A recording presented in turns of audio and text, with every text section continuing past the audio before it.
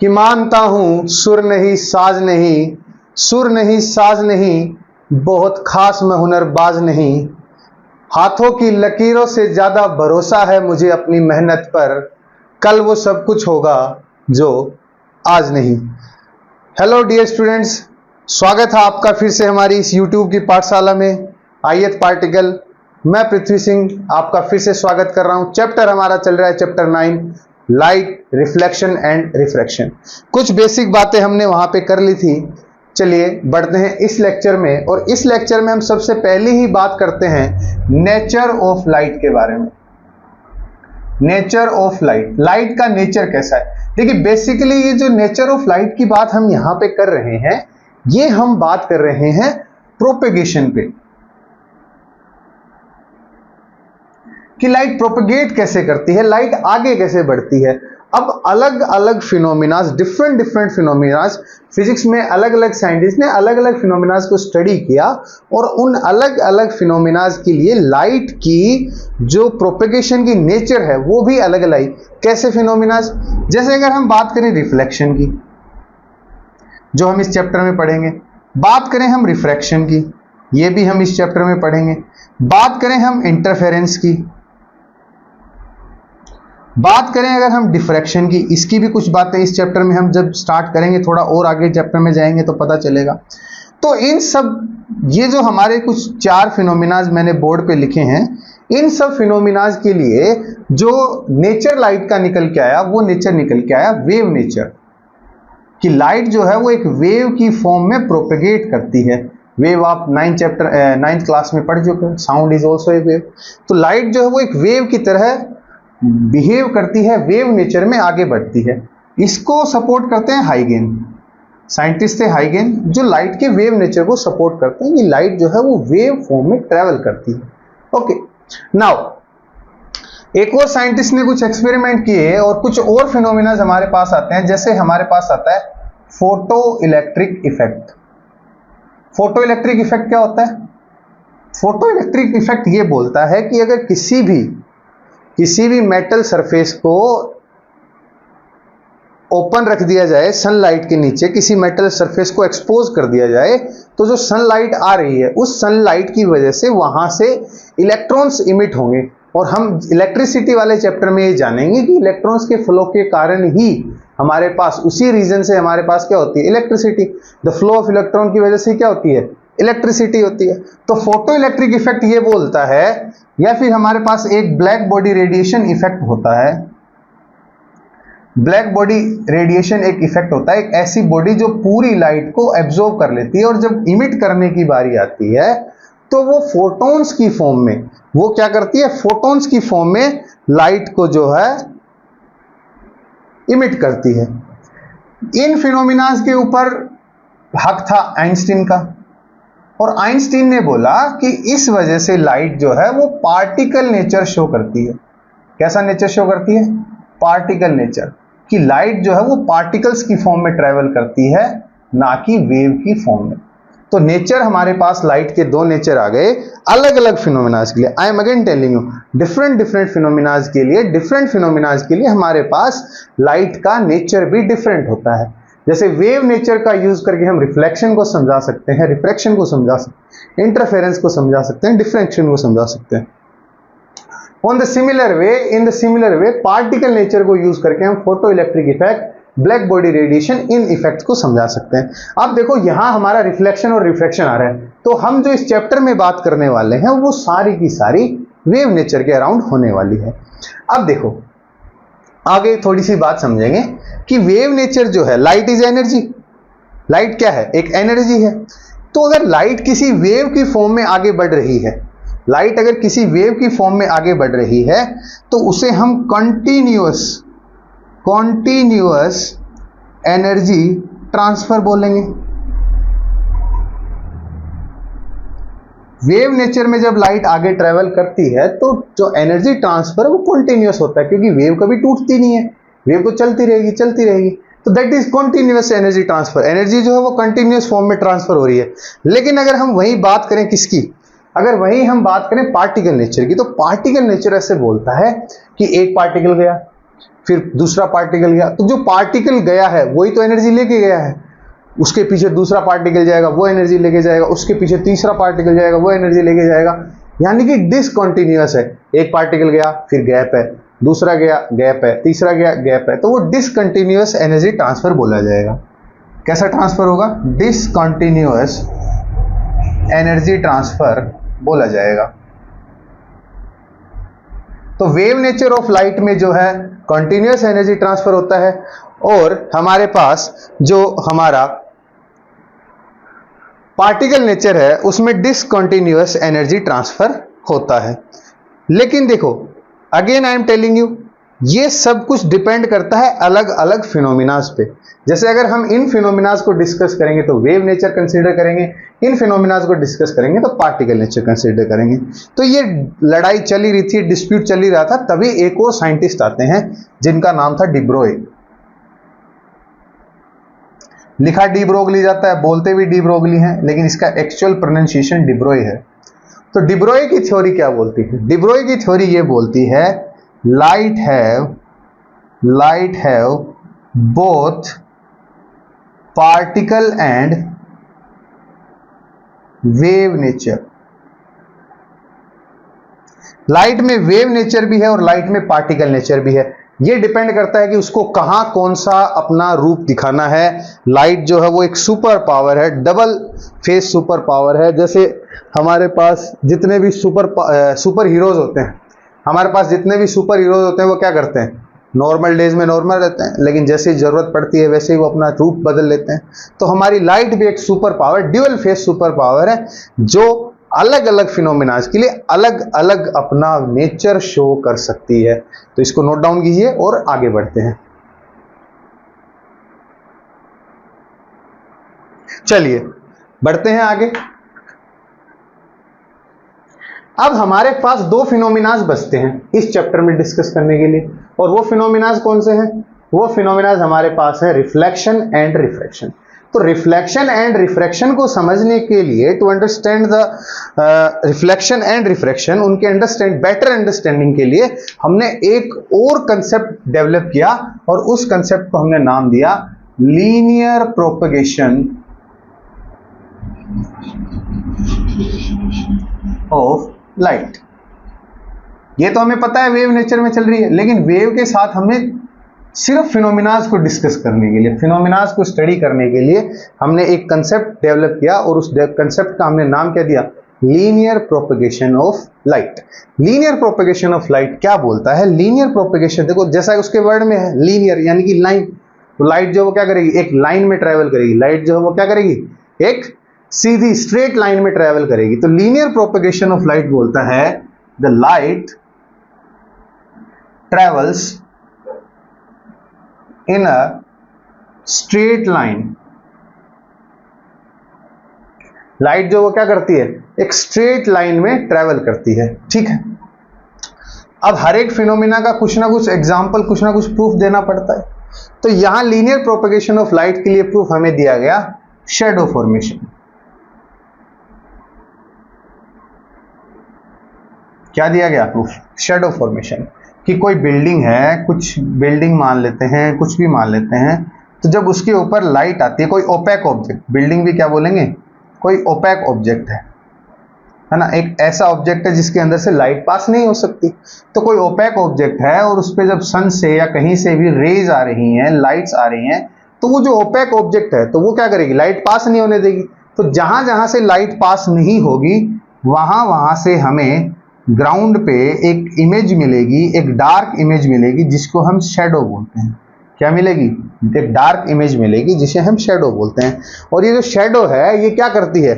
ये shadow exact replica बनाती है। जैसी बिल्डिंग है वैसी शैडो बनेगी।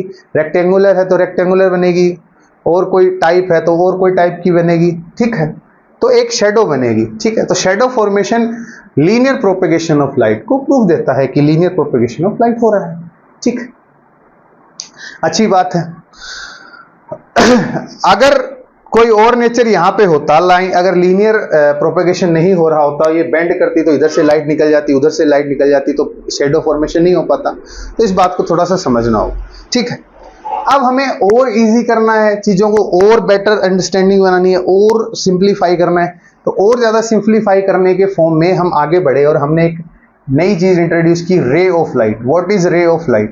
देखो यहां से हमारा चैप्टर आप ये समझ के चलिए कि ऑलमोस्ट हमारा जो चैप्टर है वो जो हमारा गुरु ग्रंथ साहिब है, एनसीईआरटी जो हमारा गुरु ग्रंथ साहिब है उसके अकॉर्डिंग यहां से हमारा ऑलमोस्ट चैप्टर शुरू हो चुका है।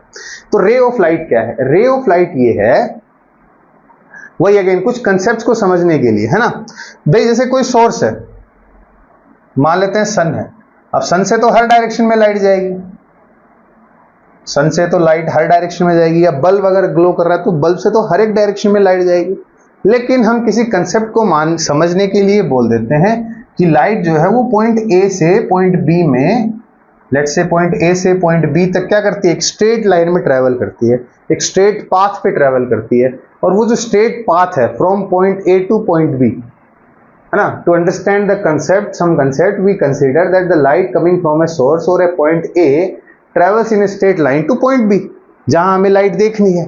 तो ए से बी में स्ट्रेट पाथ पे ट्रेवल करती है, और उस स्ट्रेट लाइन को ही क्या बोलते हैं? रे बोलते हैं, है ना। क्या होता है कि light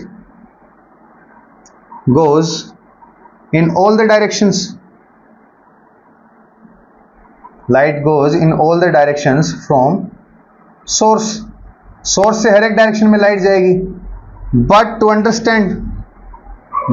understand some concept,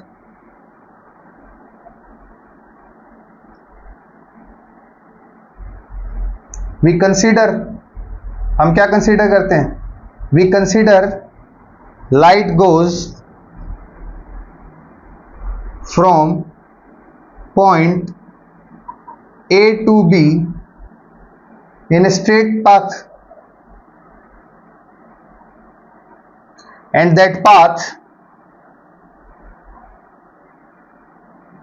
is called a ray, light ray or the ray। तो एक स्ट्रेट पाथ में लाइट चलती है, उसे हम क्या बोलते हैं? रे बोलते हैं। क्या बोलते हैं? रे। और अगर खूब सारी रे एक जगह इकट्ठा हो जाएगी, ग्रुप ऑफ ए रे और अ बंडल ऑफ ए रे, ठीक है, बंडल और ग्रुप ऑफ द रेज, उसे हम क्या बोलेंगे? उसे हम बोलेंगे बीम ऑफ लाइट। क्या बोलेंगे? Beam of light. ये बीम हम जो है हमारा रिफ्लेक्शन पढ़ेंगे, वहां पे ये बीम जो है इसको भी हम यूज करेंगे। तो beam of the light, okay. तो ray of the light again क्या है? Ray of the light is the path, light goes from point A to B in a straight line, और उस स्ट्रेट लाइन पाथ को क्या बोलते हैं? उस स्ट्रेट लाइन पाथ को हम बोलते हैं रे, ठीक है। चलिए आप इसे नोट कीजिए। चलिए तो बात को थोड़ा आगे बढ़ाते हैं, और अब हम हमारे चैप्टर के मेन पार्ट में एंटर करते हैं, डाइव करते हैं हमारे गुरु ग्रंथ साहिब में। और पहला टॉपिक हम लेते हैं रिफ्लेक्शन। फर्स्ट टॉपिक हम लेते हैं रिफ्लेक्शन। What is reflection? है ना, रिफ्लेक्शन आपने अभी नहीं तो कभी ना कभी ये वर्ड सुना होगा। आपने एक स्टोरी सुनी होगी, बचपन में कभी पढ़ी होगी। एक चूहा होता है, वो शेर को लेके जाता है पानी में, उसका रिफ्लेक्शन दिखाता है, और शेर पानी में अपना रिफ्लेक्शन देख के सोचता है कि एक और शेर है, और उसमें जंप कर जाता है। तो वो रिफ्लेक्शन है। अब शेर को पानी में एक और शेर दिखा, यानी कि उसे अपनी इमेज दिखी, तो इमेज फॉर्मेशन हुआ, वो रिफ्लेक्शन के अंडर आता है। ये तो हमने कनेक्ट कर लिया। What is reflection? रिफ्लेक्शन होता क्या है? तो रिफ्लेक्शन जो है इसकी एक बढ़िया सी प्यारी सी डेफिनेशन अगर हम बोले तो रिफ्लेक्शन जी ये होता है, देखो जितना कुछ भी हमें कुछ भी दिखाई दे रहा है, everything is because of reflection. मैं आपको दिख रहा हूं, ये बोर्ड आपको दिख रहा है, क्यों दिख रहा है? क्योंकि जो लाइट आ रही है मेरे लेफ्ट पे रखी है, राइट पे रखी है, ऊपर रखी है, नीचे रखी है, तो जितनी भी लाइट मेरे ऊपर आ रही है, the light rays coming on me, है ना, वो लाइट रेज मेरे ऊपर आके इस कैमरा में आ रही हैं। तो मेरे ऊपर जो लाइट रेज आई वो मुझसे रिफ्लेक्ट हो गई कैमरा में, कैमरा से जो लाइट आ रही है वो आपकी आई में जा रही है, आई पे जाके रेटिना पे रिफ्लेक्ट हो रही है। तो वो जो सब बातें हैं आई पे कैसे इमेज बनती है, ये 10th चैप्टर में हम डिस्कस करेंगे। तो बेसिकली जो लाइट इधर से आ रही है, इधर से आ रही है, वो मुझसे टकरा रही है, मुझसे स्ट्राइक कर रही है और आपकी आंखों तक पहुंच रही है। तो रिफ्लेक्शन को अगर हम डिफाइन करें, डेफिनेशन अगर रिफ्लेक्शन की दें, तो bouncing back of light, bouncing back of light after striking any surface to the same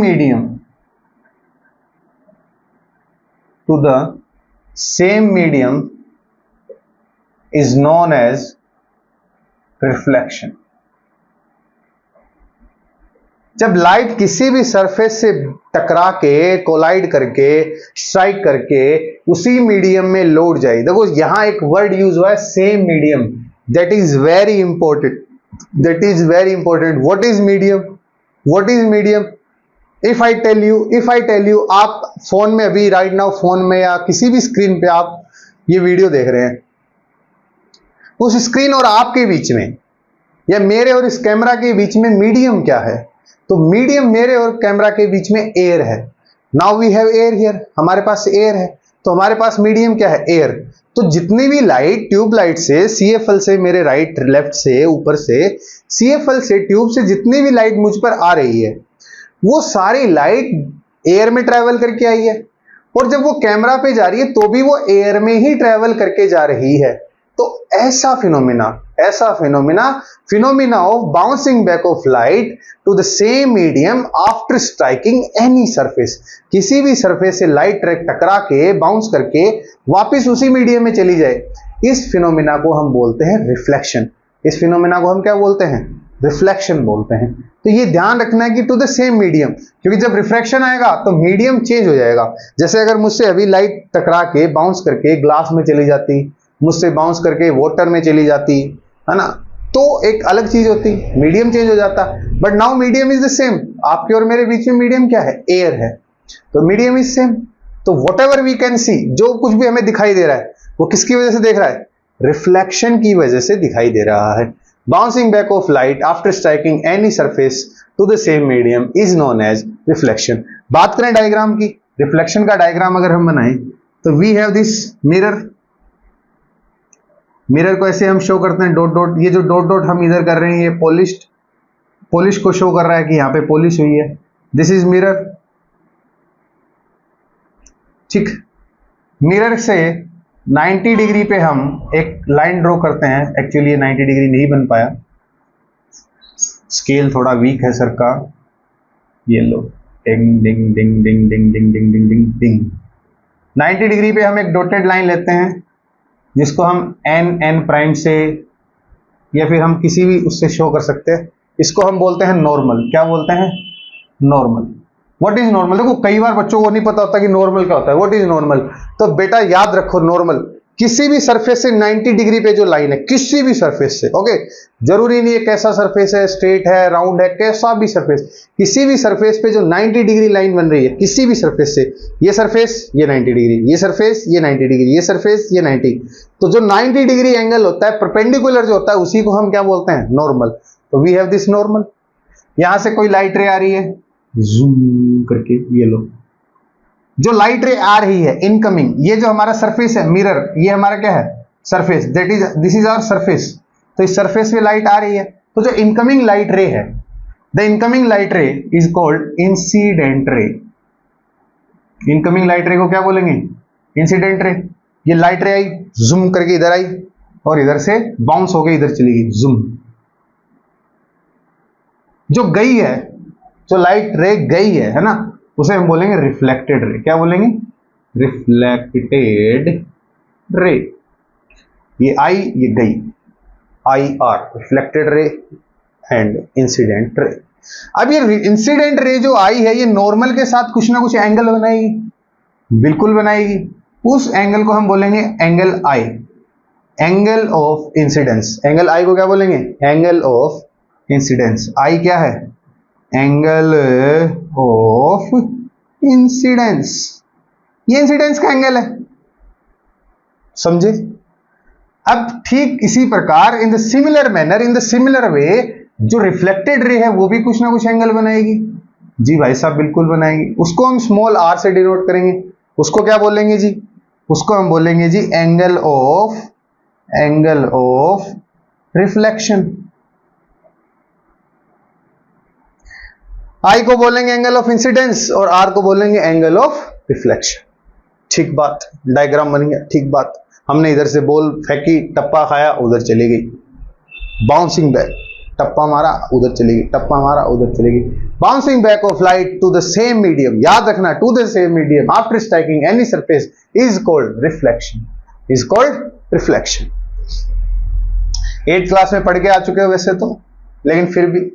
now comes the laws of reflection, laws of reflection. इस दुनिया में, इस यूनिवर्स में कुछ भी होता है, इस यूनिवर्स में कुछ भी होता है तो कोई ना कोई लॉ जरूर फॉलो होता है। चाहे कोई इलीगल काम हो रहा हो, उसमें भी कुछ ना कुछ लॉ होते हैं ना, अपराधियों के भी कुछ कानून होते हैं, कुछ सिद्धांत होते हैं। हमारे नहीं है सर, हमारे नहीं है तो बनाओ, सिद्धांतवादी बनो। जिसके सिद्धांत नहीं है उसका भी ये सिद्धांत है कि मेरा कोई सिद्धांत नहीं है। चलिए, लॉज ऑफ रिफ्लेक्शन की अगर बात की जाए तो फर्स्ट लॉ आता है incident ray, okay, reflected ray, okay, and normal, all three lies in the same plane। ये क्या बात है? Incident ray, reflected ray and normal, all three lies in the same plane। इसका मतलब क्या है कि all three lies in the same plane। अब अच्छा, कुछ ऐसे मेरे नन्हे मुन्ने चुन्ने पुन्ने बालक होंगे, कुछ रसगुल्ले ऐसे होंगे जिनको ये नहीं पता होगा प्लेन क्या होता है। कोई बात नहीं, I am here for you. ऐसे मानो एक्सेस सबको पता है, कोऑर्डिनेट सबको पता है, तो ये हमारे पास मान लेते हैं वाई एक्सिस है। क्या है? Y axis. और ये हमारे पास मान लेते हैं एक्सिस है। क्या है? X axis, X and Y. तो जब दो एक्सिस मिलते हैं, यानी कि यहां अगर कुछ भी हम यहां डॉट बनाएंगे तो उस पर हमें एक्स की वैल्यू लिखनी होगी, वाई की वैल्यू लिखनी होगी। यहां डॉट बनाएंगे तो एक्स की वैल्यू, वाई की वैल्यू, यहां डॉट बनाएंगे, खूब सारे इनफाइनाइट डॉट बनाएंगे, खूब सारे इनफाइनाइट डॉट बनाएंगे तो ये पूरा पेज बन जाएगा। अगर ऐसे डॉट डॉट डॉट डॉट, वो कहानी सुनिए ना, बोले महाराणा प्रताप पे एक निबंध लिखो, बोले महाराणा प्रताप को उड़ा चला तबड़क तबड़क तबड़क तबड़क तबड़क, है ना, 24 पेज भर दिए। तो ऐसे हम dot dot dot dot dot dot dot dot बनाएंगे तो पूरा पेज बन जाएगा। एक्स की वैल्यू ले रहे हैं, वाई की वैल्यू, एक्स की वैल्यू, वाई की वैल्यू, एक्स की वैल्यू, वाई की वैल्यू। यहां लिया 1 1 1 एक्स 1 वाई, यहां लिया 2 2 1 2 एक्स 2 वाई। ऐसे करके अगर हम यहां पे खूब सारे इनफाइनाइट नंबर ऑफ डॉट्स लेंगे तो ये पूरा पेज बन जाएगा। तो एक्स एक्सिस और वाई एक्सिस मिलके क्या बनाएंगे? एक प्लेन बनाएंगे।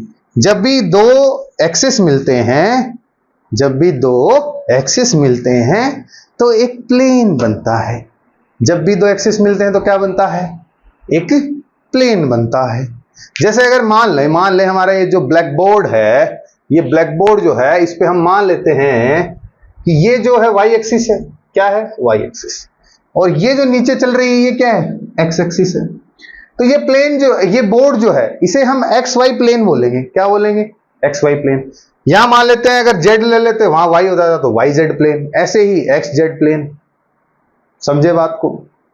कोई भी दो एक्सिस जब मिलेंगे तो जो बनेगा वो क्या बनेगा? प्लेन बनेगा। क्या बनेगा? प्लेन। ये क्या है? X Y plane. क्या है? X Y plane. अब इस बात को समझते हैं। Incident ray, reflected ray and normal, all three lies in the same plane. कैसे? कैसे बाबू, कैसे? एक मार्कर और चुरा लिया जाए या एक पेन चुरा लिया? चलो एक पेन चुरा लेते हैं। ये लो। अब देखो, अब देखिए दोस्तों, अब मान लेते हैं कि ये एक्स एक्सिस है, ये वाई एक्सिस, एक्स वाई। ये हम मान लेते हैं कि ये हमारा प्लेन है जो एक्स एक्सिस है। ये हमारा मिरर क्या है? मिरर। इसको हमने ऐसे रखा हुआ है। तो ये कहां रखा हुआ है? ये एक्स एक्सिस पे रखा हुआ है कि नहीं रखा हुआ? अरे यहां एक्स एक्सिस है तो ये एक्स एक्सिस पे रखा हुआ है। अब इसके ऊपर एक नॉर्मल खींच देते हैं। चलो ये मान लिया हमने नॉर्मल, रुक जा, ये हमने एक नॉर्मल खींच दिया। ये एक्स एक्सिस, ये Y axis, normal X Y plane में हो गया। बिल्कुल हो गया। ये आई इंसिडेंट रे, ये क्या आई?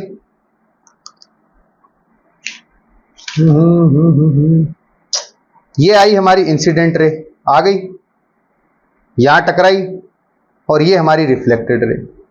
तो आप अगर ये सुंदर सा चित्रण देख पा रहे हैं तो अगर आप दिमाग लगा सकते हैं, जो कि आप में है, बिल्कुल है, तभी आप यहां आए हैं।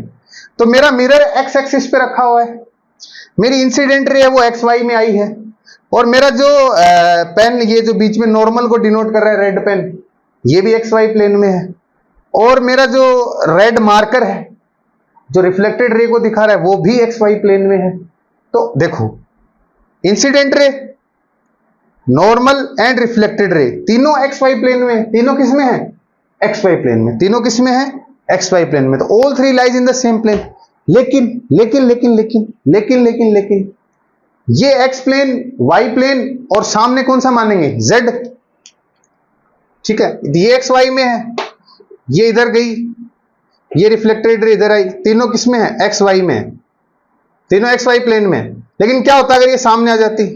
अब सेम प्लेन है क्या? नहीं सर। क्या होता अगर ये पीछे चली जाती? सेम प्लेन था क्या? नहीं सर। ऐसे आ जाती तो भी नहीं सर। सर का सर, अबे गिरेगा, तोड़ेगा। तो incident ray, reflected ray and normal, all three lies in the same plane. तीनों के तीनों सेम प्लेन में होते हैं। समझ गए? अच्छी बात है। नहीं समझे? एक बार कमेंट कर देना, दोबारा नहीं समझाऊं तो नहीं समझाऊंगा मेरी कुछ। सेकंड लॉ, फर्स्ट लॉ हमारा है incident ray, reflected ray, all three lies in the same plane. अब सेकंड लॉ आता है। सेकंड लॉ क्या है बोलता है? सेकंड लॉ ये बोलता है कि the angle of incidence, that is I, angle of incidence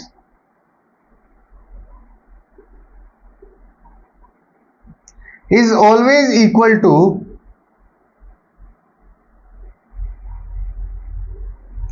angle of reflection। ठीक है, angle I is equal to angle R। जितने पे आएगी उतने पे जाएगी। क्या लेकर आया रे बंदे, क्या लेकर जाएगा? तो जितना लेके आया था उतना लेकर जाएगा, जितना लेके आया था उतना लेके जाएगा। क्या लेके आयो रे बंदे, क्या लेके जाएगा? 2 दिन की जिंदगी है, 2 दिन का मेला। देखो, कबीर जी को भी फिजिक्स पता थी। ये हमारा मिरर, ये हमारा नॉर्मल।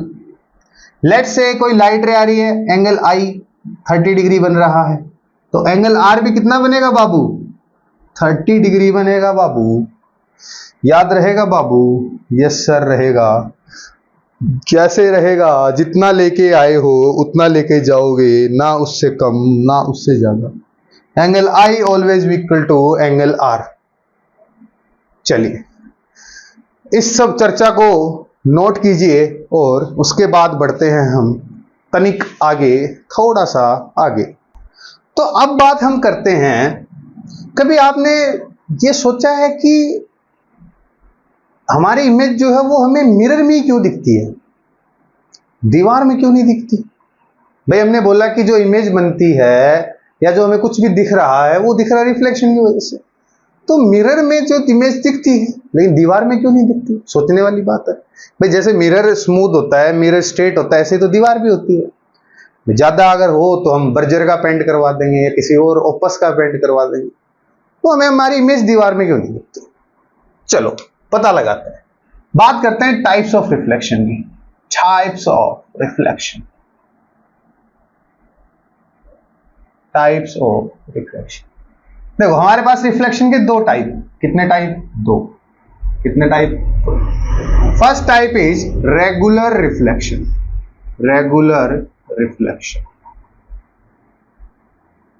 और सेकंड टाइप होता है हमारे पास इर्रेगुलर या diffuse reflection. Irregular reflection. Regular reflection की डिमांड ये कहती है, या रेगुलर रिफ्लेक्शन ये बोलता है कि ये हमेशा होगा ऑप्टिकली स्मूथ सरफेस पे। Optically smooth surface. अच्छा जी, ऑप्टिकली स्मूथ सरफेस कैसी होगी? एक ऐसी सरफेस जिसपे कोई भी क्या नहीं है? इरेगुलरिटी नहीं है, जिसपे कोई भी इरेगुलरिटी नहीं, एकदम स्मूथ सरफेस है। एक ऐसी सरफेस जिसपे लाइट रे अगर पैरेलल आ रही हैं, देखो ये पैरेलल आ रही हैं, ठीक है, एक दूसरे से डिफरेंस सेम है जब तक आ रही हैं, तो अगर पैरेलल आ रही हैं तो पैरेलल ही जाएंगी, क्या करेंगी, पैरेलल आई हैं तो पैरेलल ही जाएंगी, ऐसा सरफेस है ना। तो रेगुलर रिफ्लेक्शन होता है ऑप्टिकली स्मूथ सरफेस पे। Regular reflection is reflection that is happen on the optically smooth surface. उसमें क्या होगा, the light rays coming parallel will reflect parallel, जो पैरेलल आई है वो पैरेलल ही जाएंगी, ये होता है ऑप्टिकली स्मूथ सरफेस पे। तो हमारा जो मिरर होता है उसकी सरफेस भी कैसी होती है, ऑप्टिकली स्मूथ सरफेस होती है, इसीलिए हमें मिरर में इमेज जो है वो दिखाई देती है, ठीक है, ऑप्टिकली स्मूथ सरफेस है। यहां अगर कोई हमने ऐसे रखा, मान लो यहां कोई ऑब्जेक्ट रखा तो उसकी यहां में ऐसे इमेज मिल जाएगी, इस पे बात करेंगे हम आगे कैसे इमेज मिल जाएगी। इरेगुलर जो रिफ्लेक्शन है वो होता है इरेगुलर सरफेस पे। इरेगुलर रिफ्लेक्शन किस पे होगा, इरेगुलर सरफेस पे, उबड़ खाबड़ सरफेस पे। तो अगर हम जो हमारी वॉल है उसकी अगर सरफेस को जूम इन करके देखेंगे तो हमें वो सरफेस कुछ ऐसी दिखेगी, ठीक है। अरे लाइट का मामला बहुत वो होता है भाई। तो यहां मान लो लाइट आई तो यहां ये नॉर्मल बनाया, ये चली गई डिंग। यहां मान लो लाइट आई तो ये नॉर्मल बनाया, लाइट इधर चली गई डिंग। यहां मान लो लाइट आई तो इधर चली गई। समझ रहे हो, समझ रहे हो बात को। तो जो लाइट आएगी वो पैरेलल रिटर्न नहीं होगी, रिफ्लेक्शन जो है वो पैरेलल नहीं होगा, है ना। In the irregular surface happens on the irregular surface, उस पे जो लाइट रे आ रही है पैरेलल, वो पैरेलल नहीं जाएगी। तो ऐसे सरफेस पे जब क्या होगा, रिफ्लेक्शन होगा, तो हमारे को जो इमेज ना दिखने की बजाय क्या दिखेगा, उसका कलर दिखेगा। इमेज ना दिखने की बजाय उसका क्या दिखेगा, कलर। ऑप्टिकली स्मूथ सरफेस से ही रेगुलर रिफ्लेक्शन होगा, और रेगुलर रिफ्लेक्शन के कारण ही हमें क्या दिखेगा, because of the regular reflection we can only see the images, ठीक है। यहां तक की बात आई होप आपको समझ आई होगी, कोई ऐसा पॉइंट मैंने मिस नहीं किया होगा या फिर ऐसा कुछ नहीं मैंने छोड़ा होगा जो आपको समझना है। नेक्स्ट वीडियो में हम जो है बात शुरू करेंगे कुछ एक दो न्यूमेरिकल से जो हमारे बेस्ड हैं लॉज ऑफ रिफ्लेक्शन पे, और डिटेल से हम बातें करेंगे। स्टिल आपको अगर कुछ समझ नहीं आता है, स्टिल आपको कोई डाउट है, तो आप हमें बहुत इजीली रीच आउट कर सकते हो, ठीक है। डिस्क्रिप्शन में सारी जानकारी दी हुई है। तब तक के लिए पढ़ते रहो, स्वस्थ रहो, मस्त रहो, ठीक है, और मेहनत करते रहो। सबसे इंपॉर्टेंट है बेटा, मेहनत करते रहो।